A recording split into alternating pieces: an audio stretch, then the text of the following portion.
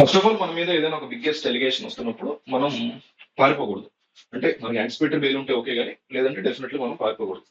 ఎందుకంటే అంటే fake allegations చేసినప్పుడు కొంతమంది యాంటిసిపేటరీ బెయిల్ యూజ్ చేసుకుని తప్పించుకుంటారు, అరెస్ట్ నివారించడానికి చేస్తారు. బట్ పోక్సోలో యాంటిసిపేటరీ బెయిల్ పనిచేయదు. ఈ అమ్మాయి మైనర్ గా ఉన్నప్పుడే జానీ మాస్టర్ ఆమె మీద అత్యాచారం చేశాడు, ఆ అమ్మాయిని ఇబ్బంది పెట్టాడు, లైంగికంగా వేధించాడు అనేటువంటి అంశాలు అతన్ని కేసు ఫైల్ చేశారు కాబట్టి, అంటే ఫస్ట్ 3 కేసులు పెట్టారు, 3 సెక్షన్లు. ఒకటి మానభంగం చేసినట్టు, రెండోది బెదిరించినట్టు, మూడోది వచ్చేసి మీకు కొట్టినట్టు, హర్ట్ చేసినట్టు పెట్టారు. తర్వాత సెకండ్ విచారణ పూర్తయిన తర్వాత అమ్మాయిని 2019లోనే అతను ముంబైలో చేశాడు కాబట్టి దానికి సంబంధించిన ప్రూఫ్స్ అమ్మాయి వీడియోలు తీసుకుందాం మరి ఏమో ఇచ్చింది కాబట్టి దాన్ని బేస్ చేసుకుని అప్పటి ఇచ్చినటువంటి స్టేట్మెంట్, రెండోసారి ఇచ్చిన స్టేట్మెంట్ బేస్ చేసుకుని పోక్సోలో కేసు పెట్టారు. పోక్సో అనేది మైనర్ల మీద చేసినటువంటి అత్యాచారాల కిందకు వస్తుంది. రీసెంట్ గా ప్రణీత్ హనుమంత్ మీద కూడా ఆ రకమైనటువంటి కేసు పెట్టారు.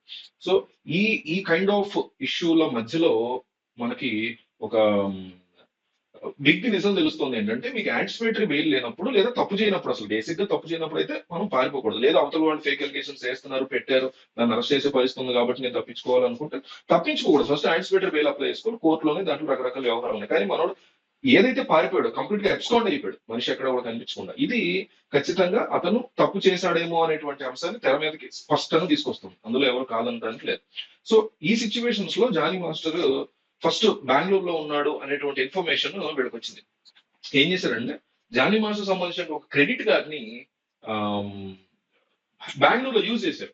దాంతో వెంటనే పోలీసులు, హైదరాబాద్ సంబంధించిన ఎస్ఓటి టీం ఉంటుంది, స్పెషల్ ఆఫీషియల్ టీము, వాళ్ళు నేరుగా వెళ్ళి బెంగళూరులో ఎక్కడైతే స్వైప్ జరిగిందో అక్కడ చెక్ చేశారు. చెక్ చేస్తే ఏం తెలియదంటే, అతను వేరే వాళ్ళ ద్వారా ఇతను క్రెడిట్ కార్డ్ అక్కడ, అంటే ఎవరికో ఇచ్చాడు క్రెడిట్ కార్డ్, ఆ క్రెడిట్ కార్డ్ అక్కడ వాడారు, బట్ అక్కడ లేడు అతను. ఆ విషయం చాలా క్లియర్ గా తెలిసింది.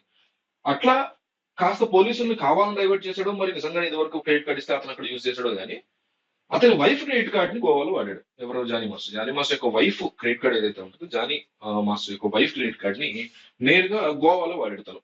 దాంతో వెంటనే పోలీసులు చాలా ఈజీగా, అంటే బేసిక్ థింగ్ నిజంగా తప్పించుకోవాలనుకుంటే, తప్పించుకోవడం కూడా ఒక ఇది అనుకుంటే, క్రెడిట్ కార్డు వాడడం కుదరలేకపోతే వాళ్ళ వైఫ్ క్రెడిట్ కార్డు వాడేసి చాలా రెడ్ హ్యాండెడ్ గా దొరికాడు. అండ్ దాంతో పాటు పోలీసులకు సంబంధించినటువంటి అనేక క్లూస్ టీమ్ సేకరించింది. తద్వారా అతను ఎక్కడ ఉన్నాడు, జీపీఎస్ ట్రాకింగ్ అది, ఫోన్ అంతా పక్కన పెట్టాడు. ప్రస్తుతానికి అయితే అతన్ని తీసుకొచ్చారు, హైదరాబాద్ వరకు తీసుకొచ్చారు. ఇక వస్తున్నారు దారిలో. అండ్ కమింగ్ డేస్ లో, రేపు ఎల్లుండిలో ఒక కోర్టులో కూడా అతన్ని సబ్మిట్ చేయబోతున్నారు. అక్కడ నాకు తెలుసు పోక్సో కేసు కాబట్టి డెఫినెట్ పోక్సో కేసులో వెనక ముందు ఏముండదు, ఖచ్చితంగా కోర్టు రిమైండ్ అనేది విధిస్తుంది.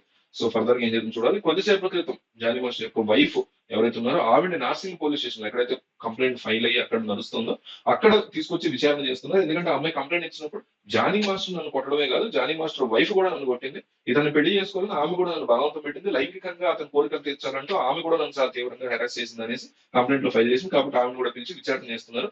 ఆవిడ వెర్షన్ విన్న తర్వాత మేబీ ఆమెను కూడా కస్టడీలో తీసుకుంటారా లేదా అనేది చూడాల్సి ఉంటుంది.